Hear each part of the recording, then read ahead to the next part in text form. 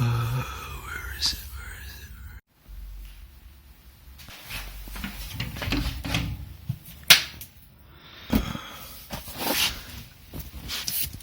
No.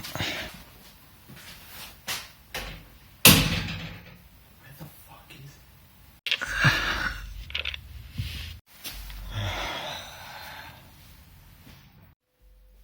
Maybe.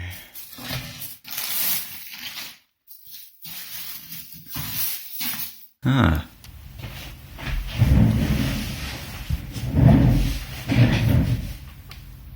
Last of Us Part 2.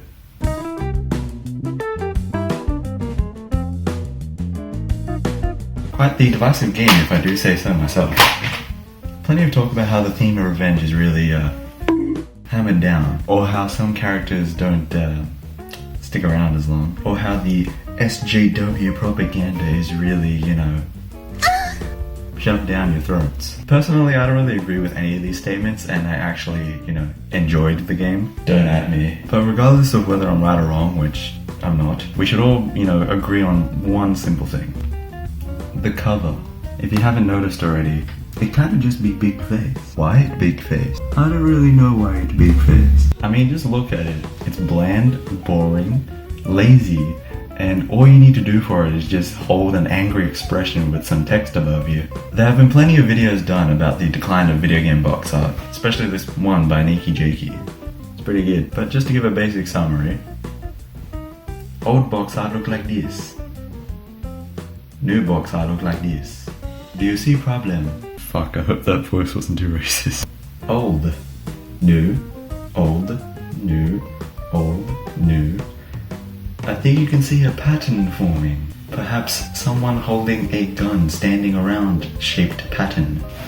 But hey, if you don't like those, we got a whole new batch of modern faces. I think you get my point. Alright, so let's just say this cover is in the middle of a spectrum alongside its other boring modern counterparts, where one end is the beautiful minimalist artsy game cover, whilst on the other end you got your bombastic box office poster style covers with your floating heads and such. I personally think that being too safe is extremely dull and boring, so what we're going to be doing is redesigning this to fit both ends of the spectrum. So no matter how badly I fail, at least it'll be more interesting to look at than a fucking face.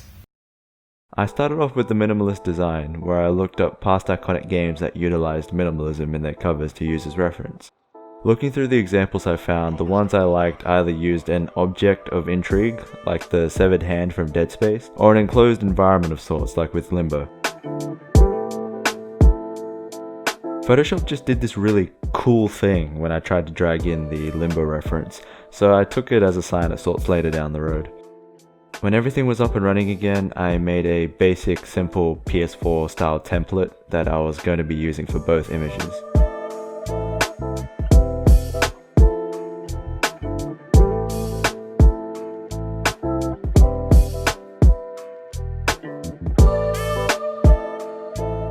And seeing as how the layout worked to show the results I wanted, I started gathering some images of the characters for posing, but none of the references I found from the game had silhouettes that I was after, so I expanded the search criteria to just interesting silhouettes from any source material.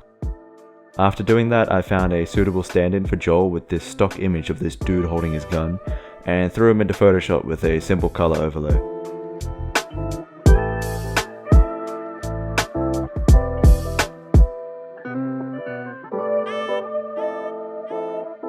I did the same thing with an Ellie stand-in, attempting to pose the two action silhouettes together in a standoff type scenario.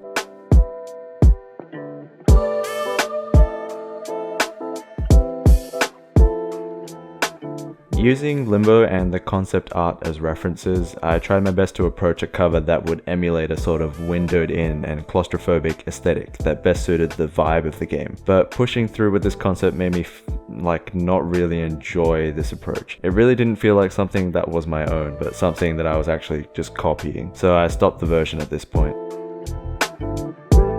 Moving on, I knew that I wanted to solely focus on something purely text-based, having a sort of narrative or theme conveyed solely through representative cues. I thought up the idea of having the two-lined title represent a landmass, creating a ground layer on top of the letters themselves. I then chipped away at the bottom parts of the letters to indicate the erosion and degradation of man-made monuments in the game. And to tie the whole thing back to the zombie infection itself, I joined the bottom text to the top with these sort of vine growths and added infectious lumps around the text itself to show the growth of the virus.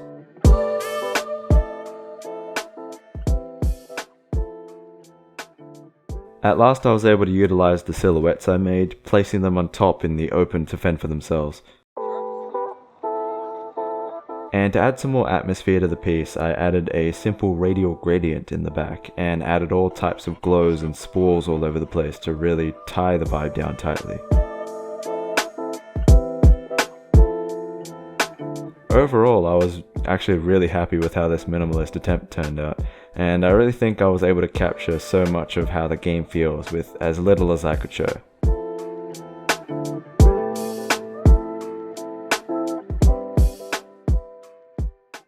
Alright, so with the box office route, it should be known that I really don't like anything that looks like this. So in the spirit of that, I thought that I should just go all in and use the worst poster that I've ever seen as reference. The Spider-Man Homecoming poster. Jesus Christ, what were they thinking with this poster?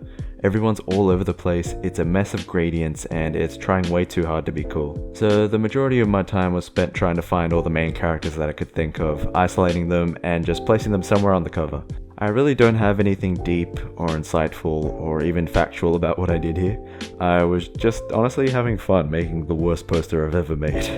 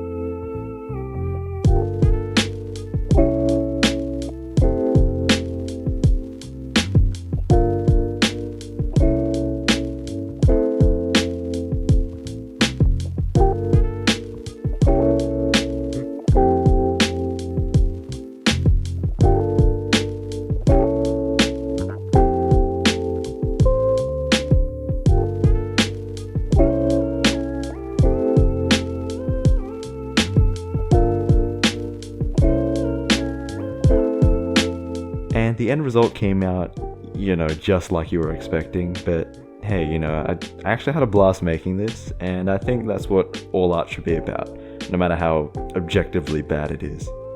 I hate this.